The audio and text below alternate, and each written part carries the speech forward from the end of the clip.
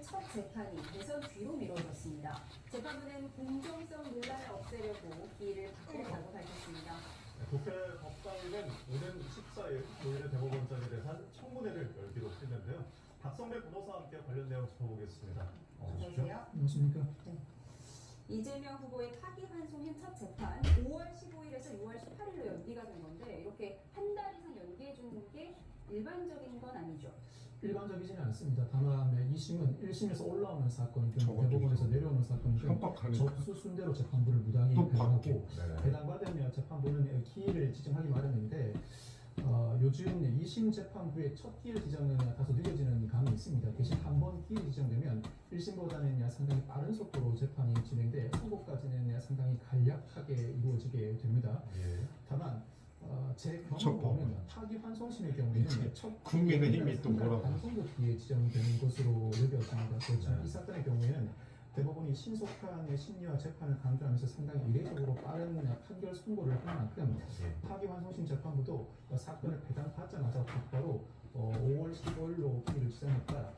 이 피고인 측의 재판 연기 신청에 따라서 6월 18일로 변경하였는데 통상적인 사건이라면 이 정도 기일이 첫 기일로 지정되는 전제될 때는 통상적인 재판 절차 또 진행이라고 문제 생기면 또 배터리하고 또 말씀해주셨는데, 자, 이 관련 소식을 듣고 이재명 후보가 재판 연기에 대해서 생각을 밝혔습니다. 현장 이야기 듣고 이야기 나누죠. 그렇게 되면 나라 방식 또 시키고 민주공화국이고 모든 권력은 국민으로부터 나옵니다. 왜 니네는 왜 민주공화국이라고 항상 공화국이라고 왜 자꾸 중요한 시기이기 그 때문에 옛날에 국민들의 주권 행사에 방해가 되지 차라리 않도록 민주주의라고. 하는 것이 매우 중요합니다. 법원이 이 헌법 정신에 따라서 당연히 해야 될 합당한 결정을 했다고 생각합니다.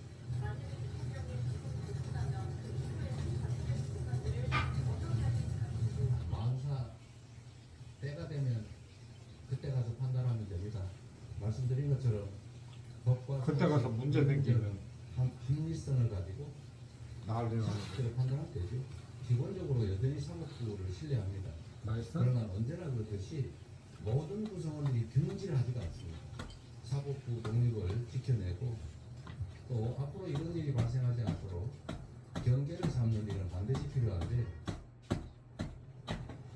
일단은 당연하고 일단 합당한 결정이라고 밝히면서도 사법부를 신뢰하지만 모든 구성원이 좀 분진하지 않다 이런 말도 덧붙였습니다. 어떻게 보십니까? 헌법은 114조부터 116조까지 이 선거 관리와 관한 규정을 두고 있고 특히 헌법 116조는 선거운동은 균등한 기회가 보장되어야 한다고 규정하고 있습니다. 아마 헌법 규정에 따른 파기환송심의 결정이라는 취지를 읽히는데 사법부는 신뢰하지만 모든 구성원이 균일하지 않다는 부분이 더 눈에 띕니다. 사법부는 기본적으로 신뢰되어야 합니다. 그렇지 않으면 최종 분쟁 해결 기관으로서 기능을 상실하고 분쟁은 우리 사회에서 끝도 없이 이어집니다. 특히 대선 후보로서 사법부를 신뢰하지 않는다는 발언을 하기는 상당히 어려운데 그렇지만 모든 구성원이 균질하지 않다는 부분은 사법부를 일부 신뢰하지 못할 수도 있다는 의미로 읽히고 향후 대통령 선거에서 당선될 경우에는 사법부에 대한 제도 개선에 나서겠다는 의미로 읽혀집니다. 예. 사실 5월 15일 예정대로 첫 재판이 열린다 하더라도 확정 폭렬이 6.3 대선 전에 이루어지긴 힘들다는 게 뭐 그런 분석이 지배적이었잖아요. 그럼에도 불구하고 법원이 이렇게 미뤄준 건 선거라는 어떤 중대한 이벤트를 염두에 둔 거라고 볼 수 있겠죠. 균등한 선거운동의 기회를 보장하고 재판의 공정성 논란을 없애기 위하여라고 파기환송심이 공식적으로 입장을 밝혔습니다. 균등한 선거운동의 기회는 보장되어야 하고 특히 재판의 공정성 논란은 대법원 판결 이후로 더 크게 일어나고 있는 것 같습니다. 파기환송심 입장에서는 첫 기를 언제로 지정해야 하는가 관련된 규정은 존재하지 않지만 적어도 통상적인 사건과 비슷한 수준에서 결정해야 한다. 재판의 공정성 시비를 차단하기 위해서는 통상적인 다른 사건과 유사한 취지로 재판을 진행해야 한다는 관점에서 이와 같은 결론을 내린 것 같습니다.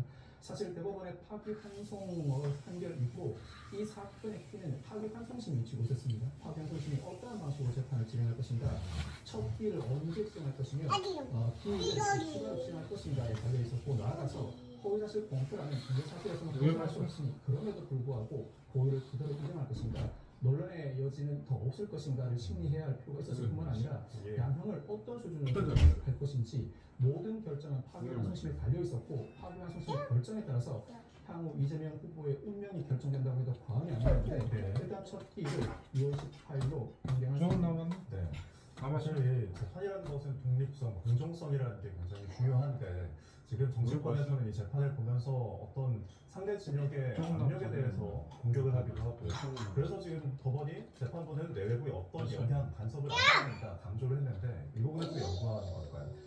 아마 대법원의 파기환송심 판결 이후로 재판 내외부에서 여러모로 논란이 있는 상황을 이따가 마실 거야? 인식하지 않을 수 없었던 것 같습니다. 예. 대법원이 이따가 마실 상당히 거야? 충실하게 심리를 진행했다고 다수 의견의 별개의 어? 의견 형태로 그 의견을 이따 마실 밝혔음에도 거야? 불구하고 지나치게 빠른 감은 있었습니다. 그렇지만 사건 전체를 두고 보자면 즉 다 마실 1심부터 대법원 판결 조금 더. 선고시까지를 두고 보자면 다소 늘어진 감이 있었고 네. 1, 2심에서 지나치게 시간이 오래 소요된 만큼 대법원 입장에서는 신속한 심리와 판결이 필요하다고 평가할 수 있습니다. 그렇지만 이 3월 말에 원심 판결이 이루어졌는데 5월 1일에 대법원의 판결 선고가 이루어졌다. 과연 심리를 제대로 할 시간은 있었는가라는 근본적인 의문이 제기되었고 이와 같은 재판 내 내부의 비판 상황에서라면 예. 파기환송심은 여타 사건과 적어도 비슷한 수준에서라도 재판 속도를 조절해야 한다는 예, 민주당은 재판이 이루어지지 않으면 대법원을 탄핵하겠다 이렇게 얘기를 하다가 물 마시네. 오늘 연기가 됐기 때문에 아마 탄핵 카드는 유보한 것 같습니다. 다만 대법원장에 대한 청문회는 오늘 의결을 했는데요. 그럼 청문회 사유는 뭐가 되는 거죠? 아마 적절하게 재판을 진행하지 않았다 나아가서 심리를 제대로 하지 않고 어. 졸속으로 판결을 선고했다는 점에 방점을 두고 있는 것 물 같은데 예. 증인 또는 마셔? 참고인 신분으로 조희대 대법원장 출석을 요구할 것으로 보입니다.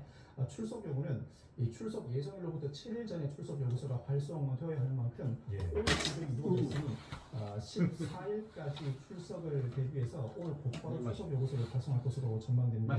특히 출석에 응하지 않을 경우에는 동행 명령을 하기도 하는데 이 동행 명령자는 국회 사무처 소속의 공무원이 집행합니다. 일반 사법경찰관이 집행하는 절차가 아닙니다. 조희대 대법원장이 출석 요구에 불응할 경우 나아가서 동행 명령에도 불응할 경우에는 불출석 등의 죄나 국회 모욕의 죄 등으로 처벌받을 가능성이 거론되는데 아마 조희대 대법원장은 출석하지 않겠습니다. 그때까지 나아가서 무리하게 동행 명령을 강행할 가능성도 낮아 보이는데 실제로 조희대 대법원장이 출석하거나 출석을 두고 진통이 벌어진다면 이 역시 국회와 사법부 간의 큰 알력 같으므로 재판의 공정성 시비가 크게 일 가능성이 높죠. 예. 지금 법원 내부에서는 조희대 대법원장에 대한 비판이 계속 일고 있는데 여러 부장판사들도 글을 올리면서 뭐 직격을 하고 있고 내부 반발이 지금 심한 상황인가요?